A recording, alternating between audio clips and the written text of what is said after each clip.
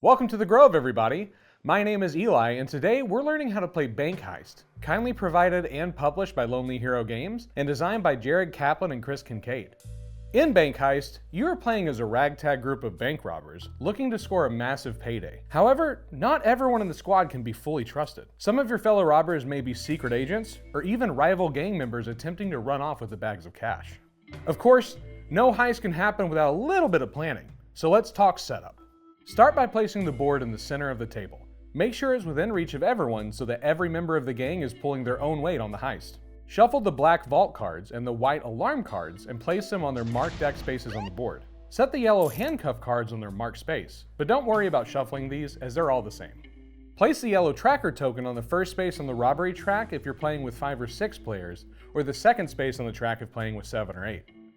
Now for the most important step, finding out which team you're on. Shuffle up the identity cards and hand them out to each player. Make sure you keep your identity secret for now, but just know that you can be one of 3 factions. First, we have the crew, marked by a tattoo on the bottom of their identity card. These are the loyal members of the gang, and a crew member's goal is to successfully complete the bank heist and then get back to the hideout with only other crew members left alive. Next, we have rivals. These are members of another gang who want to take the spoils for themselves. The rivals want the heist to succeed, but their goal is to dispose of every agent and member of the crew before the truck makes it back to base so they can make off with the cash themselves. Finally, we have agents. These are undercover cops who have infiltrated the gang. The agents need to make the heist fail, or make their way back to the crew's hideout alive without being made.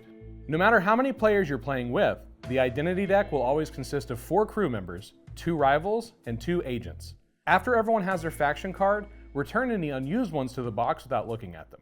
Once you've looked at your identity, everyone closes their eyes. One player will call out for the rivals to open their eyes to find their partner, if they have one. Once the rivals have found their partner, or lack thereof, have them close their eyes again and do the same for the agents. Hopefully you've got backup, or else you've got your work cut out for you. The crew will keep their eyes closed the whole time. Of course, you know your partners. Everyone's a part of the crew. Why else would they be here? Right? With all the planning out of the way, you're ready to get the heist started. First, you need to crack the vault. Take the code deck, shuffle it, and flip 3 cards face up. These will all be single-digit numbers. To crack the vault, you must multiply all of these numbers together from left to right. The first player who correctly yells out the answer becomes a start player, which can be an advantage as you go through the game, so be quick on your feet with the answer. For example, if you flipped an 8, a 1, and a 6, the first player to yell out 48 would become the start player. If the first person to call out the answer is incorrect, however, the safe resets itself and you lose time. Move the tracker token 1 space forward on the robbery track, reshuffle the code deck, and try again. Now, your crewmate might just be bad at math, but they might also be a treacherous agent, so keep an eye out on them. Either way, once a player has yelled out an answer, they're not allowed to yell out one again. You can use calculators during this phase if you wish, or if math isn't your gang's thing, you can change it to adding the numbers instead of multiplying. If you do, flip 4 cards to add together instead of 3. Once a start player has been established, congratulations. You've made it into the vault and can continue your heist. If you're still on one of the first 2 spaces of the robbery track, you are in the quiet phase. The alarm has yet to be tripped, so you need to remain stealthy. No player is allowed to talk or make any informing gestures during this phase. You can grunt, you can gesture randomly, but you can't do anything that would help give other players any hints or tips. Beginning with the start player, everyone will draw a card from the vault deck, look at it, and pass it to another player. Turns move in clockwise order, and a round ends once every player has drawn a card and passed it along. Every time it gets back to the start player's turn, advance the robbery track to the next space. These cards are an assortment of items that may help you out later, as well as good old bags of cash. Item cards have descriptions of what they do. However, these items are not usable until later, so ignore those texts for now, as reading them slows down the robbery and may give away that the card is not cash. That said, some sneaky agents could receive cash and pretend to read a description just to make players think it's an item. If you're past a bag of cash, you must follow the rules of your identity. If you're a crew member, you must immediately put it in the getaway truck. To do this, place it down on one of the marked spots on the board. The only exception is if you have sticky fingers. One of the crew just can't help themselves and will keep every bit of cash passed to them. And of course, someone claiming they have sticky fingers might not actually be part of your crew at all. Unlike the crew, rivals have a choice. When you're past a cash bag, you may either keep it or play it, but you'll need to choose wisely. You might need to gain someone's trust to complete the heist, Or you could keep some for yourself just in case you wanted to bribe the getaway driver, which we'll talk about in more detail later. Finally, if you're an agent who has passed a bag of cash, you must simply keep it in your hand. You're an officer of the law and you can't let that money get stolen. If you ever forget what you're allowed to do with the bags of money, refer to your identity card. Your individual rules are listed on it for your reference. Remember, you always pass the card you draw regardless of your role. It's when you receive the card from another player that your role dictates what you must do with it. Once you hit the third space on the track, each space has a bell icon on it. This means that someone has tripped the alarm and things are going to get a lot more chaotic as tensions run high. At this point, you are allowed to speak, so make sure to point out any suspicious actions your fellow crew members took during the quiet phase. While the alarm is going off, you will now draw a card from the alarm deck on your turn before drawing a vault card.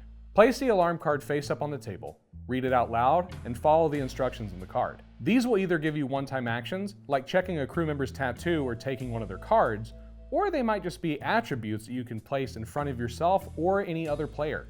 Attributes are permanent effects, can be both positive and negative, and you can only have one at a time. They range from a shotgun that can take out multiple people in one shot, to poison that will doom you to the great beyond shortly into the getaway phase. If at any point you draw an attribute and everyone already has one, you may replace someone's attribute with a new one. After you draw your alarm card, continue your turn by drawing and passing a vault card as normal, and play will continue this way until either the round tracker reaches the agent's win space, at which point the agents win, or until 5 bags of money are placed in the truck, at which point the heist is successful and you move on to the getaway phase. To recap, agents must keep cash bags. Rivals have the option to keep or place cash bags in the truck, and crew must put cash bags in the truck unless they have sticky fingers, which means they must keep cash bags even though they win and lose with the crew. Now onto the getaway phase. All that's left to do now is make it to the hideout alive, but you've got a feeling that you can't trust some of your fellow crew. You could talk it out and discuss things civilly, or you can just start blasting. Place a tracker token on the first space of the getaway track. Play will once again begin with the start player, no matter who placed the last bag of money in the truck. At this point, it may be helpful to look at your identity cards again, as any specific rules you follow during the getaway phase are listed on it. Just know that you may only take one action per turn, and an action is either passing, shooting, or playing a card. Because of this, it's important to consider your options as well as who you trust before making your move. Your one action per turn will depend on which faction you belong to, so let's take a look at those options now. If you are a crew member, you may either shoot another player, play a card from your hand, or pass your turn. If you're a rival, you must shoot another player for your action. If you wish, you may also shoot a second time by revealing yourself as a rival, flipping over your identity card to show everyone at the table where your allegiances lie. Once you're revealed as a rival, you can shoot twice each turn. Even though rivals may only take shooting actions, they may still play cards from their hand if it's in response, such as an adrenaline, or if they're restrained, they may use lockpicks to remove handcuffs or a knife to cut zip ties. Lastly, if you're an agent, you may play a card from your hand or pass your turn. You're a keeper of the law, so you cannot shoot anyone unless they shoot at you first. If another player shoots you, you may reveal yourself as an agent if you're not revealed already. You have a bulletproof vest that can block 1 shot per game. Turn your identity card sideways to indicate that you've used your vest and cannot block another shot. You may also use other cards or attributes to keep you alive, and if you survive the shot, you may return fire, shooting only at the player who shot you. Additionally, if you are revealed as an agent, you may now handcuff a player for your action. To do this, take a card from the handcuff deck and place it on another player's identity card. This player is restrained and can't take actions or play responses except to use a lockpick to remove their handcuffs. If any player gets shot and cannot prevent it, they take a dirt nap and they're out of the game. Do not reveal your identity at this time. You can no longer speak. Ghosts only get to watch. If you ever eliminate a player, you may take 1 random card from their hand, discarding the rest. It should be noted that almost any action against you counts as an attack, so you can use certain reactions to prevent getting shot at or to stop yourself from being restrained. You just can't use it to prevent yourself from being chloroformed. The rulebook contains a full glossary of the various cards and attributes and how they interact with each other, so be sure to check it if you're a bit unsure. Just like in the robbery phase, every time play returns to the start player, move the tracker forward 1 space on the getaway track. Play will continue until either the rivals are the only players left alive, at which point they may announce their victory, or until the tracker lands in the hideout space. Once back at the hideout, the driver opens the door to see what happened back there. It's time for every living player to reveal their identity cards and for the driver to clean up shop. If an agent is present, the crew has led the police to their hideout and are busted. The agents win. If there are no agents, the driver will check the identity cards of each crew member in turn order, beginning with the start player.